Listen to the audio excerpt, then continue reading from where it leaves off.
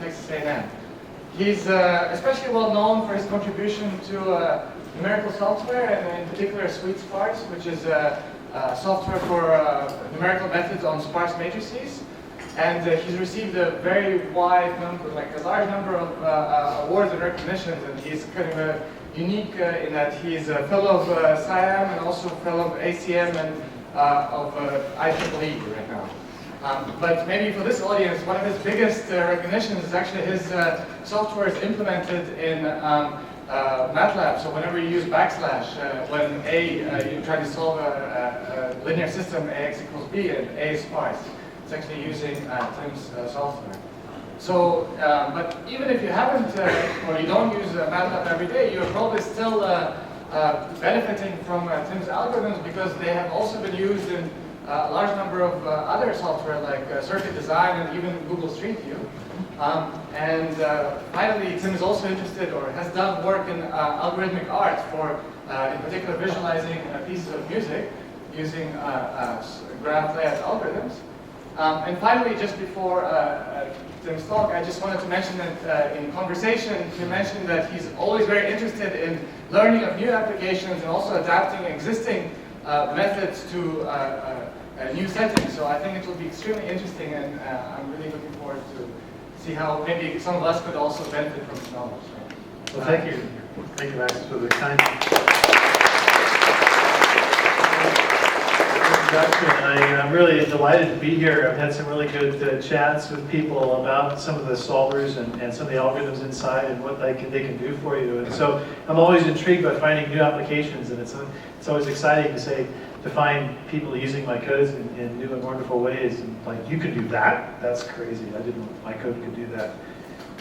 So that's how I found about Google Street View. They said, oh, all those photos on Street View, they're solving with this nonlinear least squares solver. Inside it's a sparse code. About a year after they started using it, they said, oh, Tim, by the way, we're putting all the code, all the photos on the planet in Google Street View with your software. Oh, that's exciting when you see your work go out like that.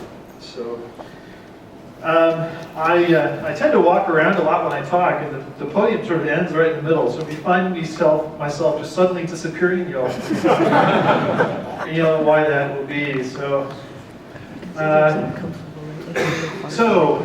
sparse matrix algorithms are this delightful blend of combinatorics, numerical methods, and the applications that they support. They're always very connected to those, because in fact you can't really take a random sparse matrix and throw it to a sparse direct solver and hope to get any interesting results in terms of performance, because in a very theoretical sense, a randomly generated sparse matrix is in fact a dense matrix, because it takes order n squared memory and order n cubed time to factorize if you have random sparse matrix with order n non-zero. So I collect matrices to test my algorithms as well. So really, it's all important. So I'm going to try to give you, I'm going to try to go both broad and deep in one specific area, a few specific areas.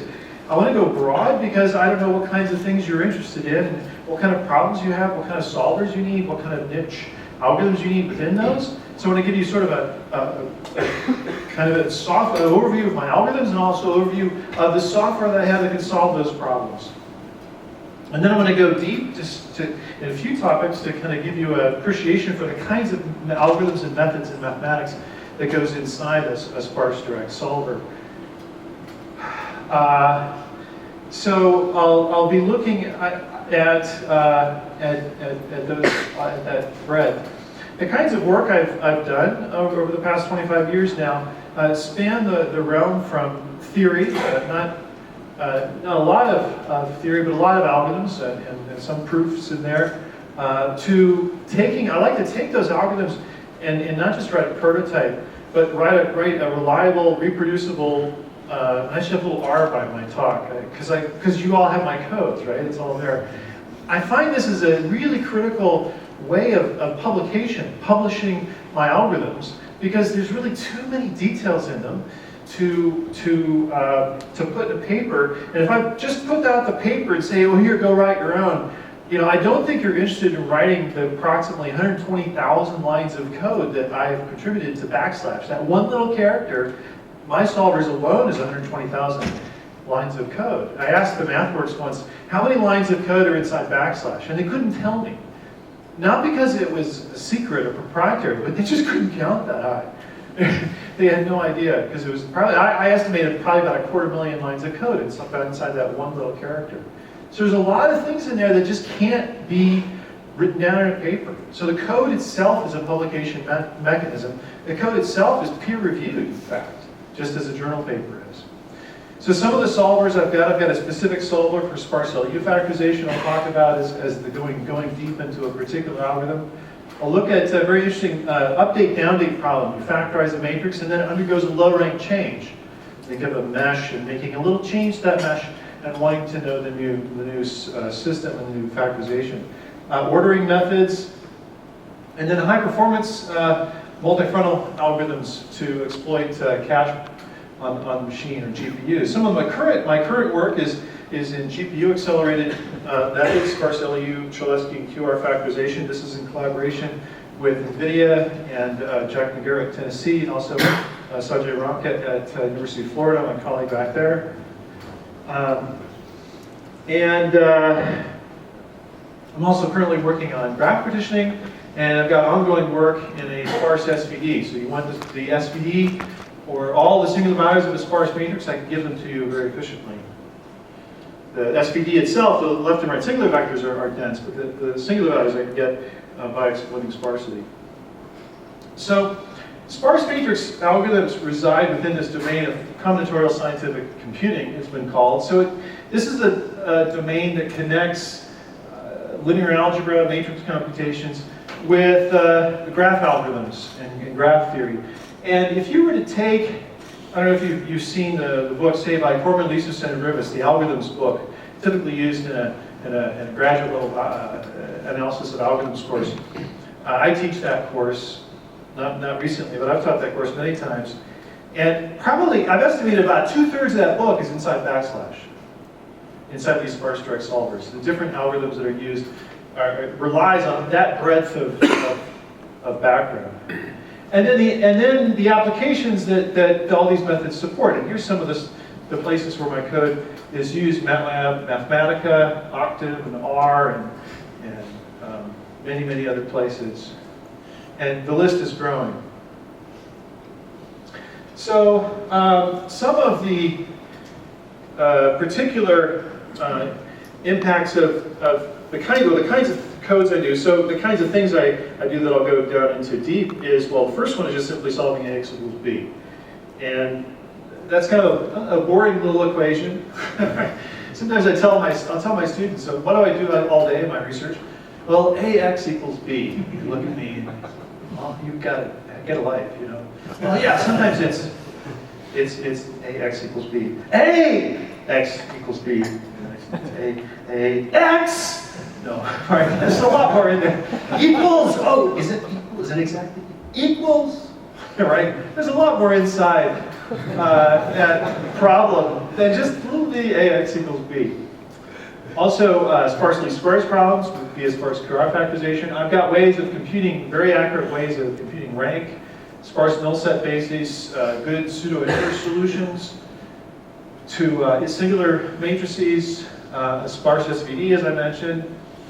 This is a really cool problem. You solve a matrix and then, that's not the matrix I wanted to solve. I want to solve a very small change to that matrix.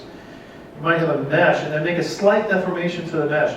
Or you might have an airplane and you're hopefully not flying it at the time, but you have a crack in the airplane that propagates, and you just basically have the same linear system, but just slightly different. Solve that. And so I've got the only asymptotically optimal algorithms for doing that, and then also published in my code too. So it's not just a paper, it's code. As I said, all of this wrapped up into highly reliable, high-performance code. I came across a NASA study once that did, NASA's interested in reliable software, right? Well, they did a project where they took extreme software engineering techniques to the limit. They used every approach they could think of to really get robust, reliable software. And they came up with a bug metric of, I think, 0.1 bug per thousand, a tenth of a bug, I can a tenth of a bug. It sounds itself like a big bug itself, but one bug, basically a tenth of a bug per thousand lines of code. And oh, that's interesting. So I applied that metric to my own software, and though they concluded that well, this is feasible, but no one would be so insane to do this for real production code to get this high quality. And I looked at my numbers, and I'm 3 times more reliable than that. Than the code, than NASA's best effort. Part of this is I can cheat. Because, I mean, at the end of the day, you've got this whole 120,000 lines of code, right? At the end of the day, well, does AX equals B or not? It's a very complex code, but with a very simple way of checking the result. Just look at the residual and make sure it's small. So I have a really simple test. That's very powerful. So what I'd like to do now is to go deep into one of these topics, namely solving AX will be for just a simple lower triangular solve. Okay, solve LX equals B. Now, with one little twist, all three components of that equation are sparse. L is sparse, B is sparse, and thus also typically X is sparse. And it turns out you don't have to visit the entire matrix L, but you might. So here's a simple forward solve that's going down the matrix column by column. Okay, and so you set X equal to B, walk down the columns, and then need to subtract that column of L from the right-hand side, and multiplying that by the diagonal entry. I'm sorry, not the diagonal entry, multiplying that column by the jth component of the solution. Well, since B is sparse, it's very likely as you go along that X will not all be non-zero. And so you can see clearly that you don't need to do this innermost loop if Xj is 0. So well, let's just check that. If Xj is 0, just skip the innermost loop. And that looks good at first cut, but there's a problem with this algorithm, a deep problem, in that just that one little test there, that for loop is the killer right there, believe it or not. That's an order n time complexity. And you might think, well, hey, you're cutting out amount of work by the number of non-zeros in L is the total flop count of doing it with the dense right-hand side. You just chopped out a lot of that work. Yes, but you still have this right there. The flop count, in fact, can be far less than n. You get a million by million matrix, and B sub n is non-zero. X sub n is non-zero. You've got one operation to do, and I've actually got the diagonal division. This is assuming L is unit diagonal, unit lower triangular. And you've got maybe at most one flop to do. But you've spent a millionth order n here just to check, okay? So you're doing more. This is a difficult problem in sparse matrix computations. You can do more, spend more time looking for and figuring out what to do and modifying the data structures and monkeying about than actually doing the useful work. And that's the problem. So the solution in this, as I'm describing this algorithm, by the way, this is an algorithm by John Gilbert and a student, Ms. Pyrals, I forget his first name.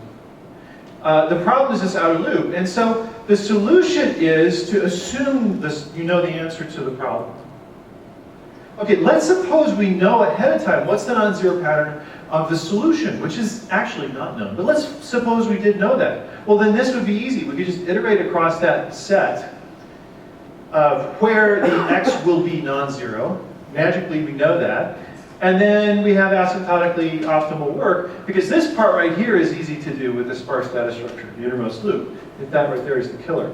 So this is the optimal time. So then how do we find the non-zero pattern of the solution? Well, the answer is here. It's just traveling through this algorithm. Yes, question? Why do you need to enter the loop only if xj is different from 0? I'm sorry? Why do you enter the loop? Why do you have if xj is different from 0? Well, if you look at this, if xj is 0, then this does no work, right? You take x and you subtract 0 from it. All right, so there's no need to do that. Okay.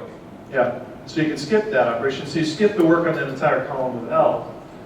And certainly if you have an n by n system and only b sub n is non-zero, or bn minus 1 is non-zero, then you can skip all of that work and just go straight to the bottom corner, for instance. And you get your solution. So we need to find out where x is non-zero. And the answer is in a symbolic analysis of this algorithm. And so you look at this algorithm and you ask, where does x become non-zero? Well, right at the beginning. And then right here. So this is a rule that says, and so there's two rules. This statement here is a rule that says, well, if b sub I is non-zero, then x sub I is non-zero. And I'm a little bit sloppy with this rule because I should put really quotes around that not equal to 0. Because a sparse matrician, like myself, for him or her, 3 minus 3 is non-zero. Because we had to compute it. Right? So with that caveat, this is true. So if you have x becoming non-zero here, then it's not going to become 0 later on. And that's numerical cancellation, and it's rare anyway. So let's just pretend that it stays non-zero to make the rule simple. Otherwise, the rule depends on numerical values, and we don't want that. We just want a symbolic analysis here. Then this rule here, this is the only other place that x becomes non-zero is right here. So right here, if xj is non-zero, and then there's an Lij that's non-zero, then that will make x sub I non-zero. So that's this rule. If xj is non-zero, and there's an I for which Lij is non-zero, then xi is non-zero, and that rule is depicted here. So here's an xj that's non-zero, and here's an entry in this column that's non-zero, and that makes this non-zero. So then all we have to do is follow all these rules. And the solution is to consider this lower triangular matrix as a graph, and we have this data structure. It's like an adjacency list structure already. And at this node, you've got an outgoing edge from j to I. So it's really the graph of L transpose. But anyway, you've got an edge from node j to node I here. And then the answer is, take this graph, and I have a diagram on the next page. Take this graph, and suppose b sub 4 and b sub 6 are non-zero. Put your fingers on those nodes of the graph. And then ask, well, where can you get to? So if b4 is non-zero, then x4 is non-zero. And thus, since there's an edge from 4 to 9, x9 will be non-zero. And so the solution is just a reach of the graph. X is the reach in the graph of L of b, which is beautifully simple result. And that's the non-zero pattern. And it's all these red and green nodes together. And so here's the answer. If x is 6, 10, 11, 4. Oh wait, I forgot to sort that. Well, no, I didn't forget to sort that.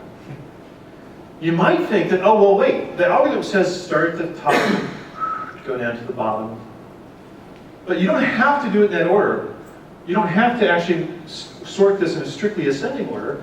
All this needs to be done is right here. As long as I've got xj computed, I can do the subtraction at any time, right? Because the matrix L is not changing. So as long as xj is computed before xi, we're good.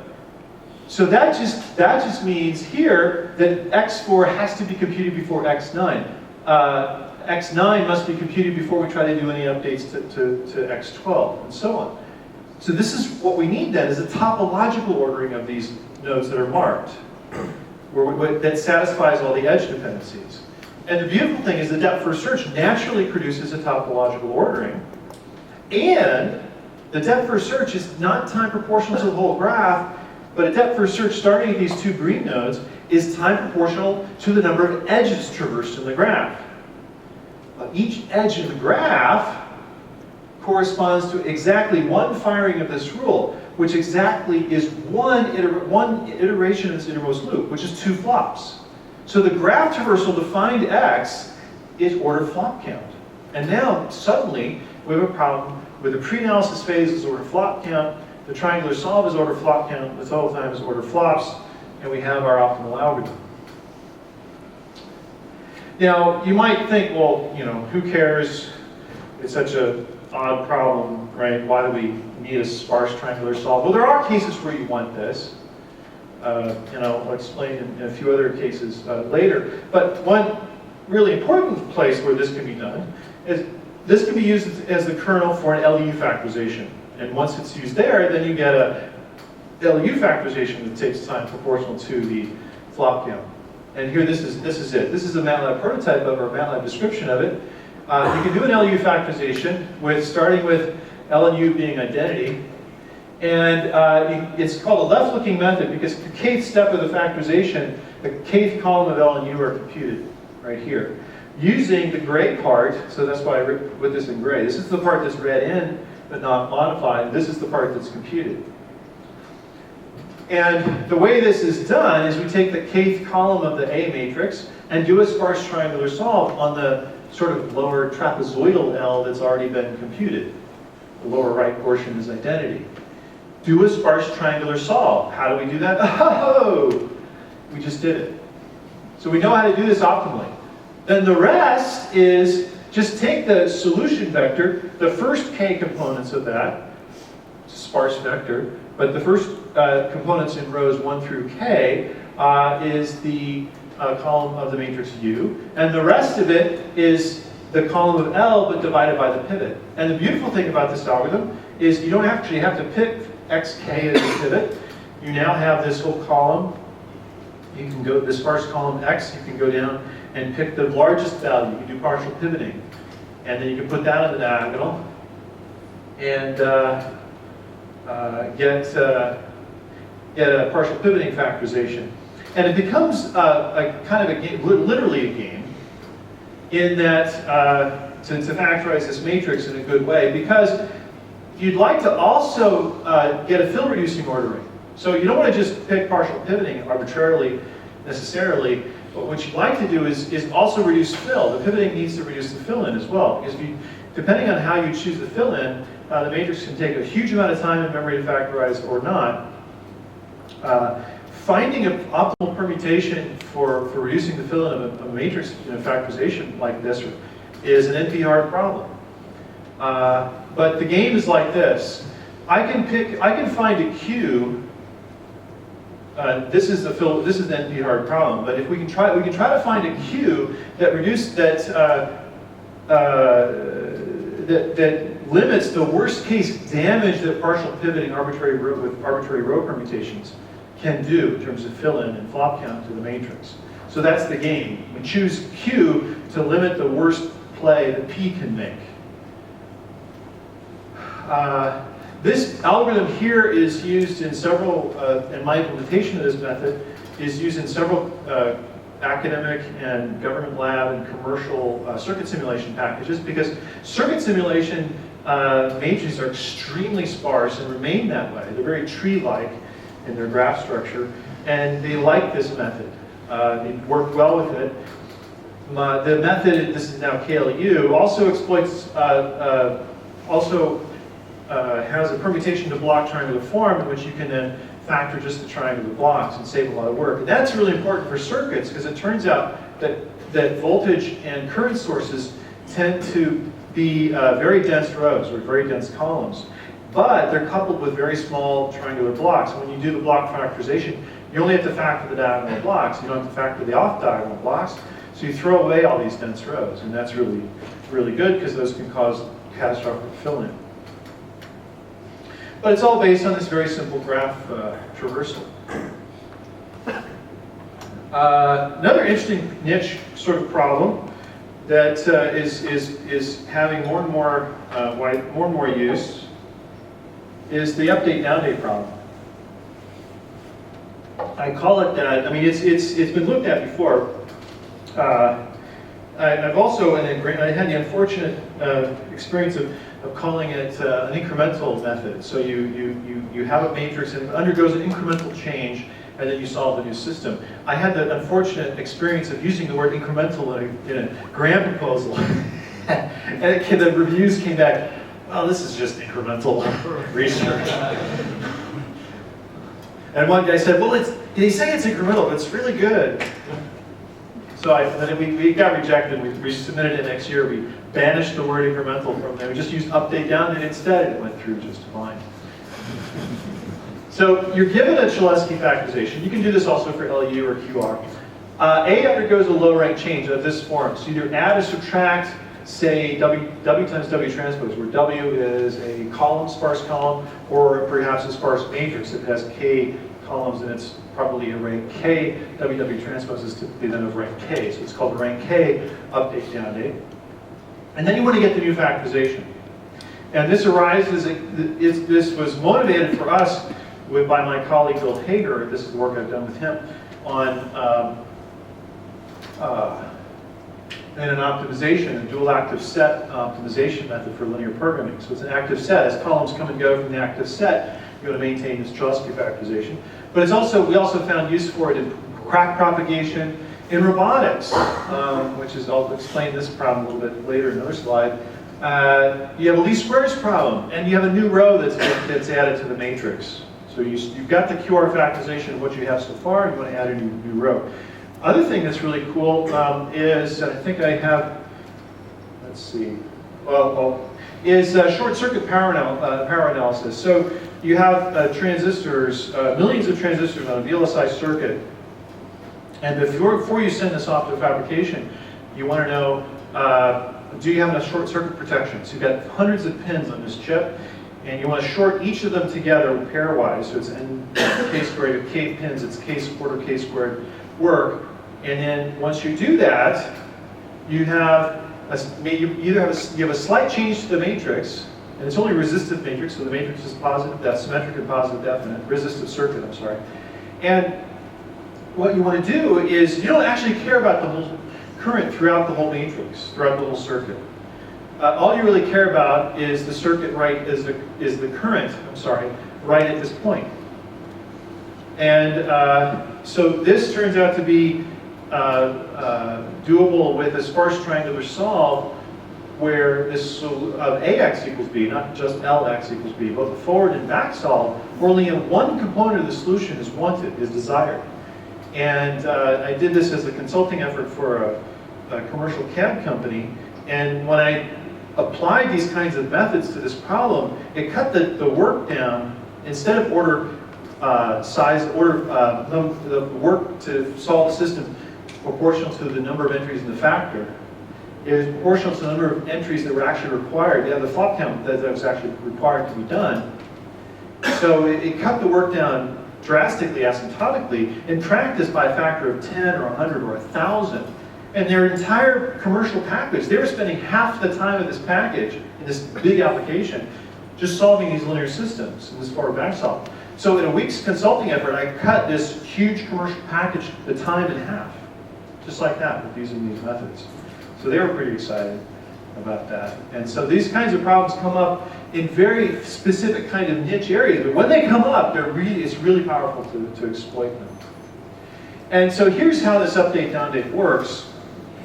You've got a matrix here, and then it's Cholesky factorization.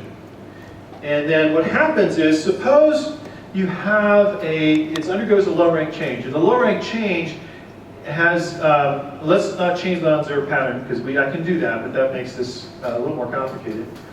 Well, let's suppose you're adding a column W in which the top non-zero of that column is in row 3. Then the solution to this, to find out where things change, all you have to do is put your finger on node 3 of this graph and follow it to the root, okay? But for Cholesky, the graph is very special. It's not just an arbitrary DAG. With Cholesky, we can throw away the edges that are, in fact, not needed to be traversed, and you get the same reach. The reach of every node is unchanged with this pruning, and you end up instead with something called the elimination tree. This tree overgirds this graph of L. I guess it's a spanning tree, but it also preserves all the dependencies in that tree, in that DAG, in the general DAG. And so then it turns out you don't have to do a search of the whole tree, of the whole graph.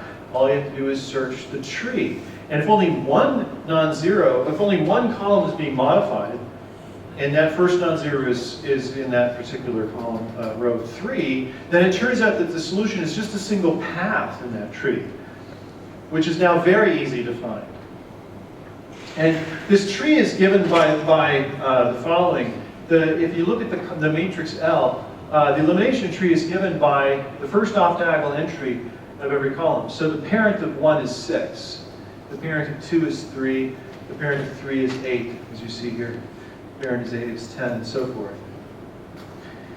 So if we do have a case where the non-zero, if the non-zero pattern does change, then we can modify the elimination tree, and then the traversal becomes modify the tree and traverse the path in the new tree at the same time. So we follow the elimination tree, which gets updated itself incrementally, and also the following the incremental L. Well, I said I wasn't going to use the word incremental. And the really cool, the bottom line of this algorithm, in the update downdate, the entire algorithm takes time proportional to the number of entries in the matrix that change. So now think about that. I have a problem, you give me an update, and you want the new factorization. You could potentially spend more time looking for things to change than actually doing the work, but I don't. The amount of time it takes to find what to do and then to do it is proportional to the number of entries in the matrix that in fact need to change, which you have to do those flops anyway. There's no better algorithm, right? It's asymptotically optimal. You can't do any better than that. This is for a rank 1 update. For a rank K update, you have to do, it's like K rank 1 updates. Except that what we can do when we have a multiple rank update, suppose I have an update where I have 2 columns of W, 1 in 3, and 1 where the first non-zero entry, say, is in 6. Well, then I just have to follow 2 paths in the tree. So I would have a rank 1 update walking this way, and another rank 1 update going this way. And what I do is I do a rank 1 update here, a rank 1 update here, and when I get to column 10, I can do a rank 2 update on that column, both at the same time, and then it's a little faster on 10 and 11. You can also use the same idea to get what I think has been called a hyper-sparse solution. Okay, so AX equals B. If A is a symmetric positive definite matrix, and graph, in terms of its graph, is a single connected component, which is pretty typical. I mean, if it's not, because it's a symmetric matrix, if it's more than one connected component, then it's block diagonal. You get 2 different linear systems, so that's usually kind of trivial. But with that assumption of a single connected component, with AX equals B, if B is sparse, X is entirely non-zero. So you have to compute a dense solution. So there's no sparse X. Oh, but sometimes you don't need all of X. Sometimes B is sparse, and all you want is, say, this is the short circuit simulation problem. All you want is a single component of the solution, in particular the same component you asked for in B. And so in terms of a mesh, I was talking, there's applications in geometry where you have a surface mesh and you want to solve your linear system at this point. You have a perturbation at this point and you only want to know the solution X at this point, or maybe in a region around that point. Okay? It's a hyper-sparse solution. Sure, the whole X changes because you're pushing on this poor little bunny. That poor little bunny. It's sliced and diced in so many different ways. That you push on that little bunny, the solution vector changes everywhere, but you only want the answer right here. Okay, so suppose B3 is non-zero, and B is non-zero in only one position. You only want X3 as the result. What you can do then, the forward solve is just like LX equals B that I showed you before. Just walk up the path. The back solve says the following. The back solve says that, say, now X of 11 is non-zero, the root of the tree. The back solve goes the opposite direction. So if this is non-zero, then so is 10. If 10 is non-zero, so is 9 and 8 and so forth. So everything becomes non-zero. But the numerical dependencies also follow the tree backwards, so that if all you want is X3, you don't have to actually compute all of this. You only have to walk down that path again. So you walk up the path, you walk down the path, and you're done. And if the vector B has, say, 2 non-zeros in it, say 3 and 6, you have to walk up both paths. And then if you want both X3 and X6, you'd walk back down both those same paths. And the time proportional is proportional to the number of entries in the matrix L along that path, where every node here corresponds to a column of the matrix L, not proportional to the number of non-zeros in the matrix L, which could be a huge amount of difference. So, and I don't have a clock up here. What time are we? What time is it right now? 10:07. Okay, so I better. So that's going deep. So now let me go broad. So this is the Sparse Cholesky update downdate. These are algorithms that are in my published code.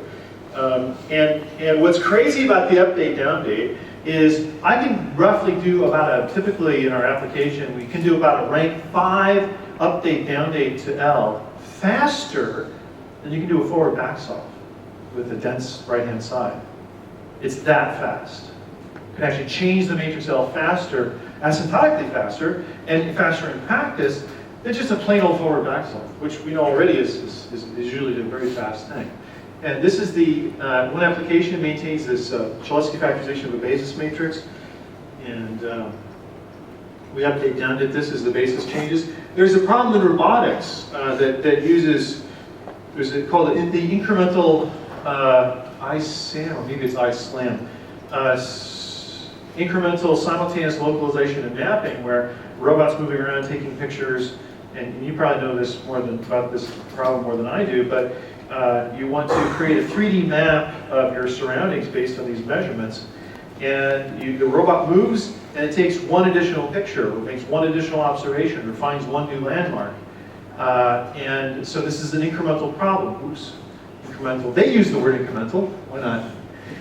It's an update downdate problem, and they're actually, to solve this problem, they're actually using the Cholesky update in the code in my book. Crack propagation, I did this with a mechanical engineering professor in Florida, and then short circuit analysis, I already told you about that problem. They needed the hyper-sparse solve.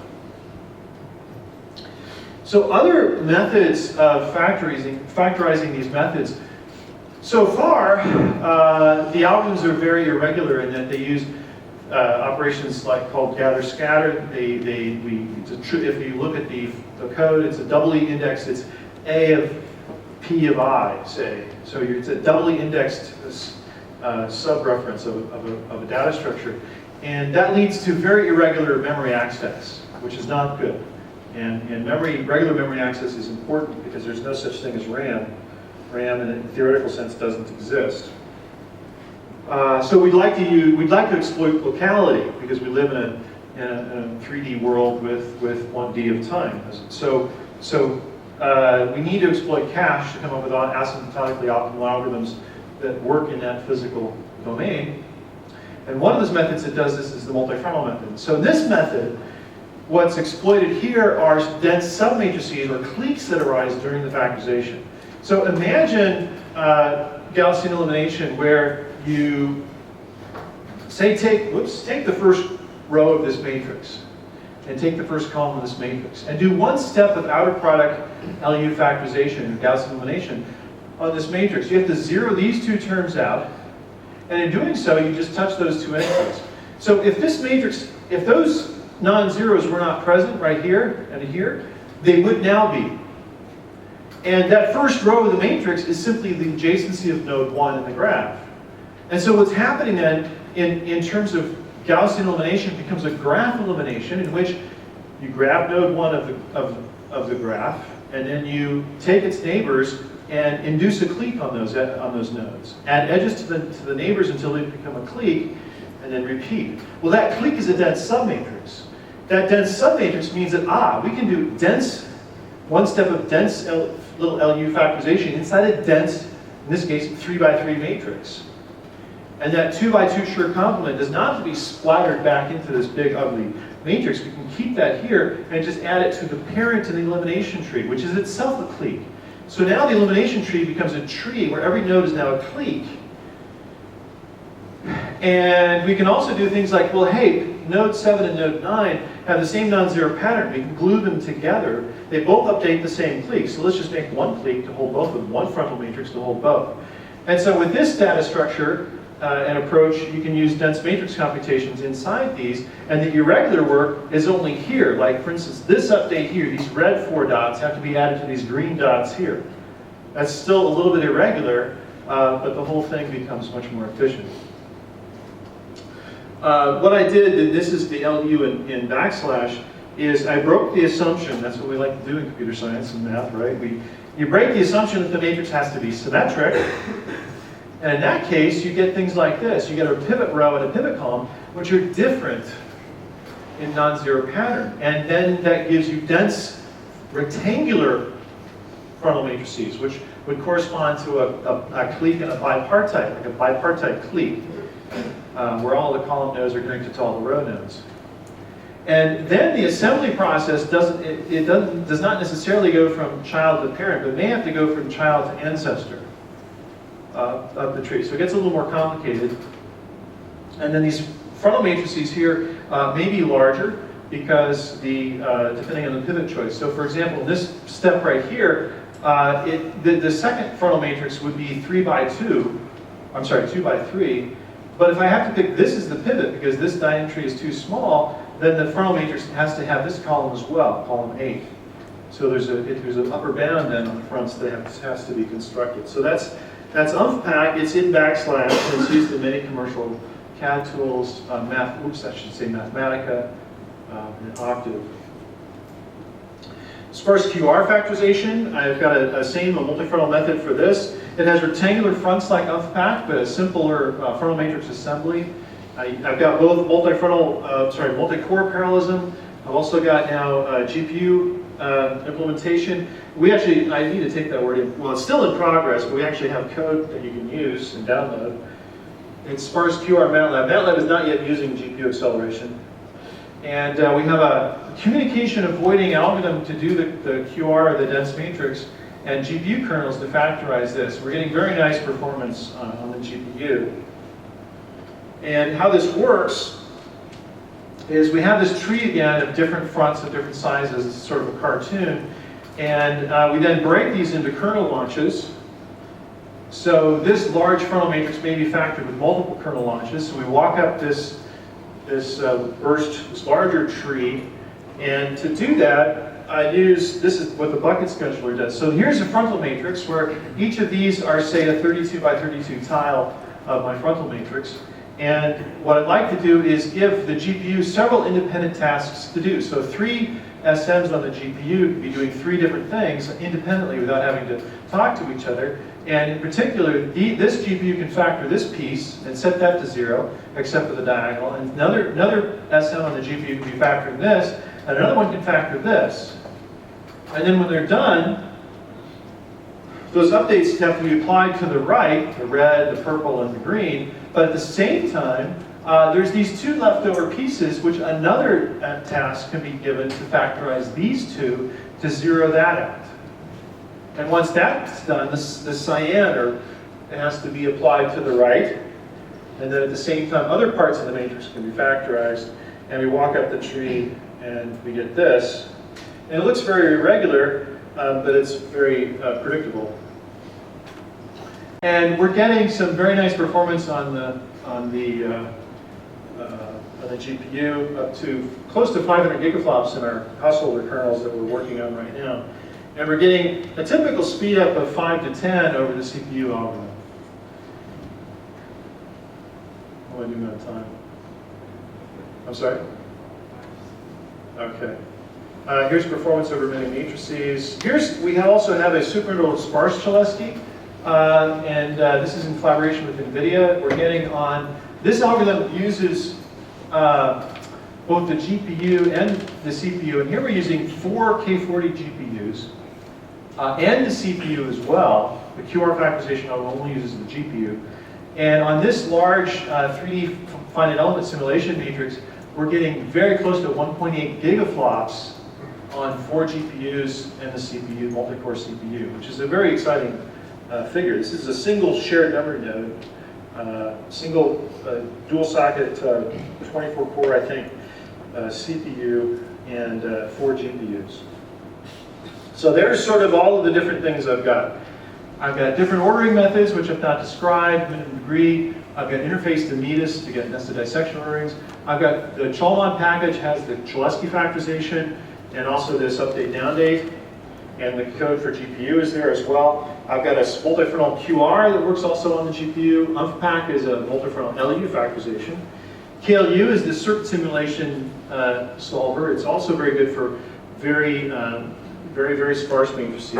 I've got a package which I've not described that can find sparse null set bases, rank estimation, pseudo-inverse solution. I've got this fun little operator for MATLAB. You know in backslash, like what happens if you want to do backslash on the same A but a different right-hand side? Then, oh, whoops, you want to factor the matrix. Well, once you factor the matrix, then you now have to decide which factorization to use and how to use it. And even I have trouble figuring out how to use my own factorization methods through the MATLAB interface. So I wrote this. You can say, just factor the matrix, because backslash is a meta algorithm. It decides internally what method to use, LU or QR or Cholesky or and so forth, sparse or dense, and then it factors the matrix and solves the system.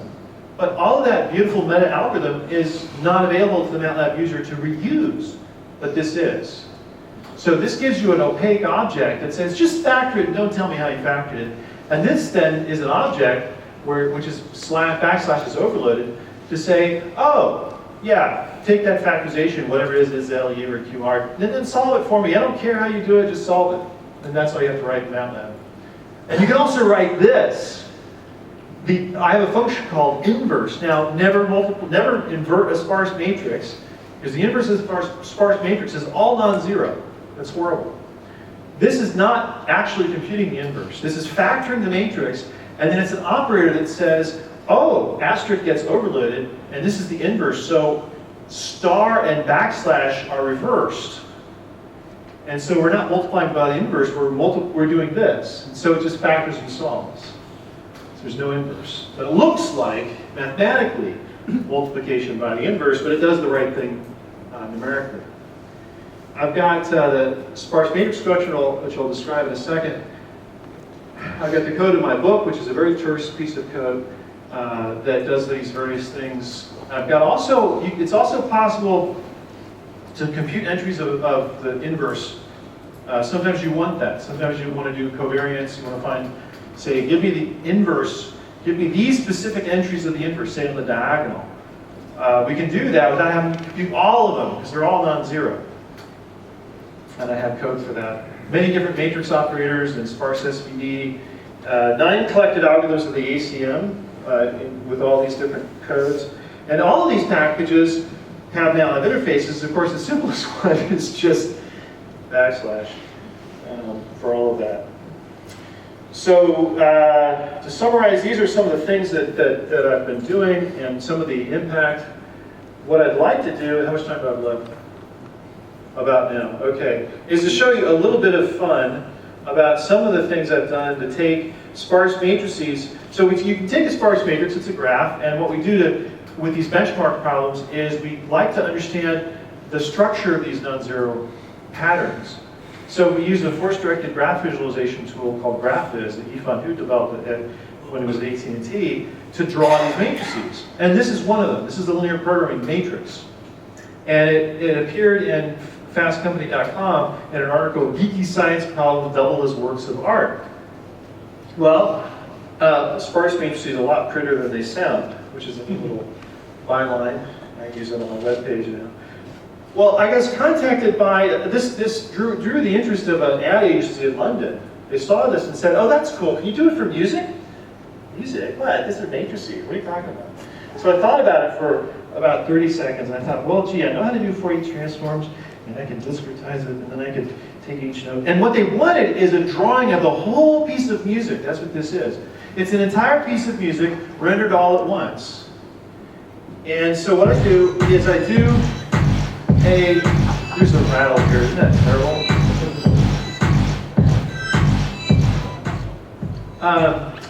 This is that drawing. And so they said, hey, would you like to do this? And I said, sure. And if I do it, it turns out to a consulting effort, and would you pay my consulting rate? And said, well, we haven't actually seen any art yet. Oh, good point. Okay, I'm intrigued, I'll try it. And if you like it, you'll use it. They said, sure. And so a week later, I had this image.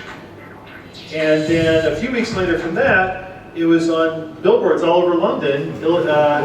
That's a sparse matrix. Advertising the London Electronics Arts Festival. And here's a picture from there. This is the New Order, the band that does Blue Monday. And this is their song over here. But I thought, oh, I got to replace, this is someone else's song up above. So this is my rendering, that's somebody else's song. This is the song you just heard, not their song. So I photoshopped out the picture, and that's my image of Blue Monday by New Order. And it looks like a blue frog, which is kind of cool. And so you get pictures like this, and you get the colors denote frequency. This particular mesh has a very interesting repetitive beat to it, but it's a complex rhythm, and it's generating, this is really surprising to me, this is a 14-way cycle in this mesh. And if you listen to it, it's got a sort of a, it's like a beat that's maybe got a 14 set of beats, I'm not sure. So this was very much a surprise to come out of the visualization. And the algorithm sort of captures, this is a very simple jazz piece with a heavy rhythm. This is a piece by Bach, which is very complex. And if you look at meshes like this, for instance, you can say, oh yeah, this is going to be some kind of thing with a deep rhythm and a heavy beat. And sure enough, there it is. And this is a very simple song, so you just get these tubes. At first I was surprised to get tubes until I realized, because I thought, oh, simple songs would just give me a 2D mesh, and meshes are pretty. And then when I came out and saw tubes, I thought, that's strange. And then I realized, oh, right, I didn't say where the edge of the mesh was. So it just wrapped around and gave me these tubes. But then mixed up with other things as well, like this one. So, which is kind of fun. So that's my delving into art and sparse matrices. And thank you for your kind attention. Can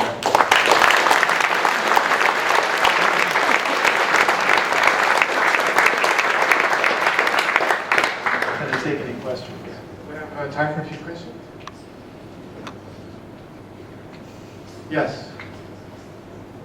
Go ahead.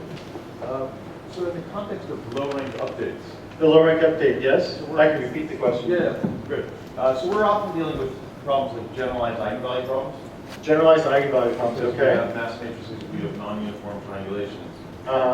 Does the same thing apply if you wanted not just W transpose W, but a mass matrix in between? A mass matrix in between. So you're doing like A plus a mass matrix? Well, A plus W transpose times a mass matrix, not W. A plus W times a mass matrix times W transpose. Yeah. And W is sparse? And W could be sparse. Or low rank? Low rank, yeah. It's sparse. Let's say it's sparse. Let's say it's a column vector. Yeah, let's say it's a column vector. Then yes, if and M is not changing? And M is not. Sure, that'll work. So all you need to do is start off, do an A-primary Cholesky factorization of M, and then use it then to scale your column W. And now you're doing an update of, say, C transpose, where C is W times the square root of M. W times the Cholesky of M. Now you've written the update as A plus C transpose, and C is a rank. So yes, it would work beautifully. So we could talk about that more, but my code would not directly support that. But if you did your own scaling to compute that sparse column, as that sparse column then multiply it by, say, if it's just a column times the entry of the scale it by the Cholesky diagonal of M, I think that would be, wait, it might need more than that. I didn't think about it, but I think that would have, I think that's what, oh, it might become more non-zero, but it would still be sparse. I believe it would still be sparse. I'll have to think about that actually more. It might be, the sparsity might change from W to W times Cholesky of L. Yes, it would actually. But it would still be a sparse update, just be a little denser than just W. But the code, the algorithm would work beautifully. And actually, that's the kind of thing I want to talk to you all about. Like, if you have anything like this, like, I'd really like to use your code, but it doesn't do this for me. Oh, let's talk. That's why I'm here the whole week. I've had some of those conversations already. It's been really fun. And yes? This graph you are constructing, can you say a little bit more about this? Is this you are really constructing the graph, or is this some kind For of... the music? Or for which graph? Wait, which graph? Oh no, just at the beginning, when you are the very analyzing your matrix. Okay, so this, say this one?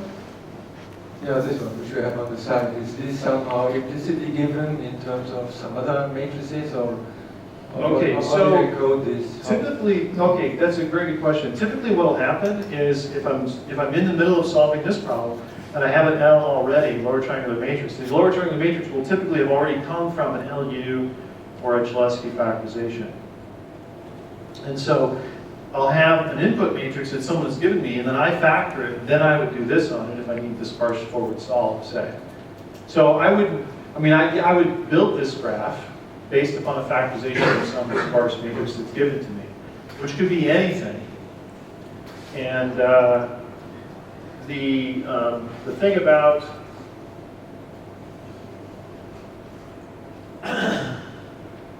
this sparse matrix collection, this is an example of the graph force-directed visualization. They come from a vast domain of applications, and there'll be a quiz on this at the end, so read that carefully. And here's the structure, here's the graph structures.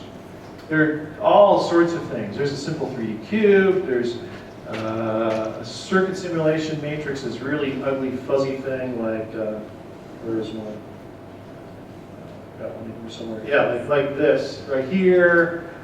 You get regular structures, irregular structures, objects that come from a 3D, let's just say a 2D mesh, that's an airfoil. They're very different, and the pattern, the structures do affect the algorithm quite a bit, and how it performs, how it fills in and such. Yeah, so this is why we collect problems like this, so we can test that. But these are the graphs I work with, so I don't make them up, but I factor them, and then if I have this triangular solve, I just have what I'm given. Did that answer your question? Yeah.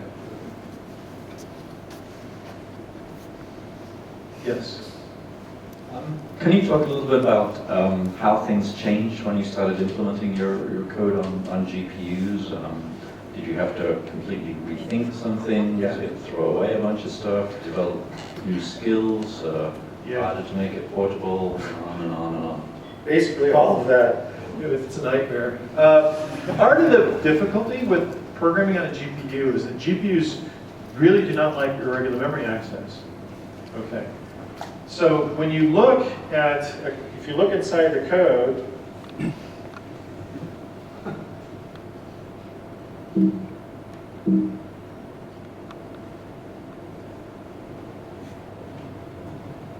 here's a very simple forward triangular solve. Okay, this is an example of the gather-scatter operation. This is the dense triangular solve, and it's this little piece right. How does that fall off you? It's this right here. You have an x is sparse, but it's stored temporarily in a dense vector, and I'm touching x sub I, where I is coming from a row index out of a sparse matrix. This is a sparse column vector of the matrix L. That's called a gather-scatter operation, and it's very irregular, and you're just bouncing around in memory, boing, boing, like this, and the GPU memory bandwidth is awful when you get that, when that happens. Because when you do a memory fetch in the GPU, you don't get just one entry, you get like 32 of them. And then you have to pick out what you want. So it's really slow. So gather-scatter is bad, and I'll get your question. And if you have 1,000 threads, each wanting to do gather-scatter on their own different vectors, they will need pieces of that workspace, but they would each need their own gather-scatter workspace. 1,000 threads, each needing an order n, where n is the dimension of the matrix. That's impossible. So that's a big challenge. You have to instead use different. The multi-frontal method, on the other hand, you don't need to do this so much, and that's what we use. So it's a challenge. Yes? So there are quite sophisticated methods to determine the numerical sensitivity of a chain of numerical operations. And so do these methods also influence your work? I mean, do you look at Are you thinking in terms of like interval arithmetic, or? No, about the canceling out, avoiding to have things canceling out. Oh, yes. So that's so like 3.01 minus 3 is 0.01, Exactly. but you get reduction of right. Do you optimize for that, for the order of operations? Okay. Directly, no, but indirectly, all these factorization methods have been very deeply well studied by other people like Mikhaim and such, both in the sparse and the dense case. And I rely on the fact that there are good error bounds already for, say, LU with partial pivoting.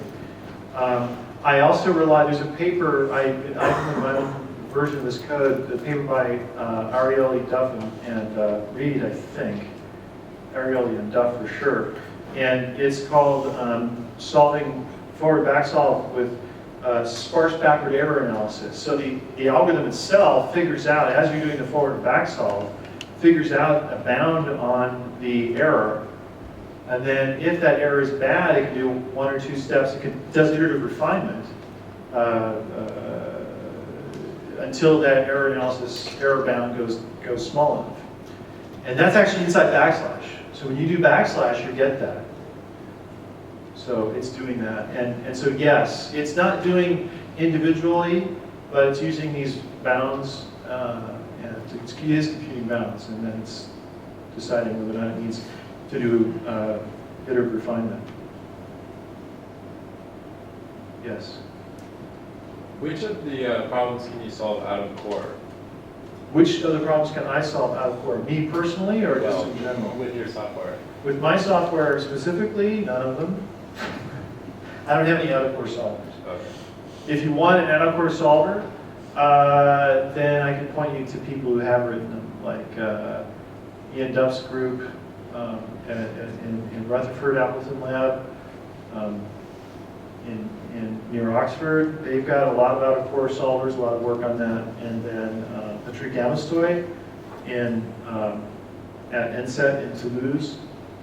I know both those guys well. Patrick was my office mate in Toulouse when I was doing my postdoc under the direction of Ian Duff. So we're all this really small community, all these different researchers.